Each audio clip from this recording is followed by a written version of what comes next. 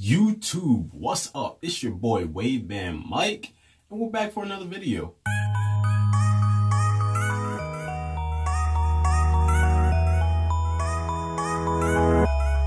Beat freaks! Alright, I'm about to teach you how to get waves for beginners. So first up, I'm going to tell you what you need to get waves. You're going to need to go get a brush. Doesn't really matter what type of brush you get, as long as you get a brush with bristles, you know. This right here is a 3WP brush. You can get this from 360waveprocess.com. You can also get brushes from places like Brush King, and like I said, Amazon. Alright, so now we're on 3WP's website. You just press shop, and you can see he has a collection of brushes.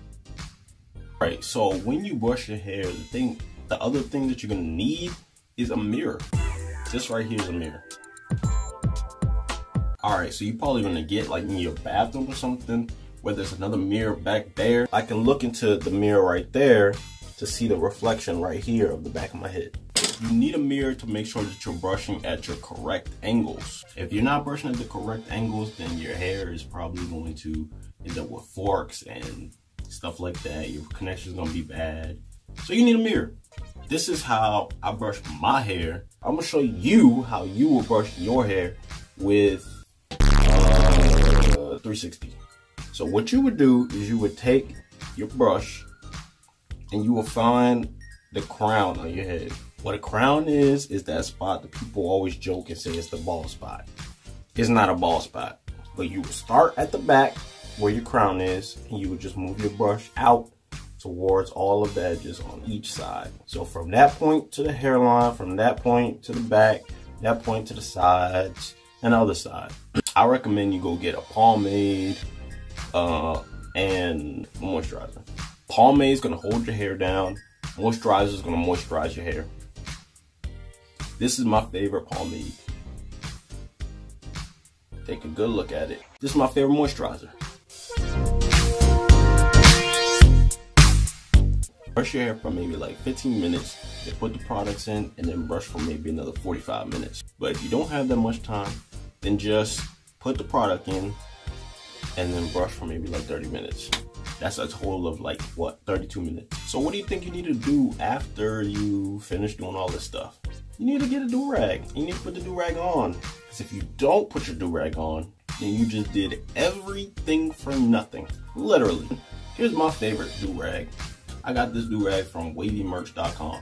Alright, so I'm gonna teach you how to get products. I'm gonna teach you how to get do-rags on Amazon right now. Alright, so we're on Amazon right now. You could just search in like 360 style pomade. I'll probably go for this one. Amazon's choice too.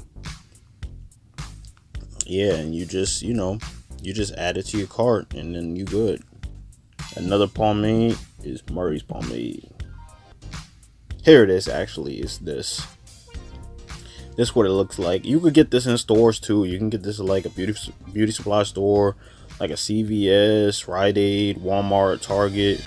All those stores should have it, so you can look for it. And it's probably like $4 if you just get one. If you want a moisturizer, you probably want to get Shea Moisture Curling Hair Smoothie. That is actually really cheap. Like, look at that. That's $6.59 on here. So do-rag, boom, $4.39. That y'all can get these. Oh, Red by Kiss, they're good do-rags too. Alright, so now you know how to get products, you know how to get do-rags, you know how to get a brush. You need to know how to get your hair cut.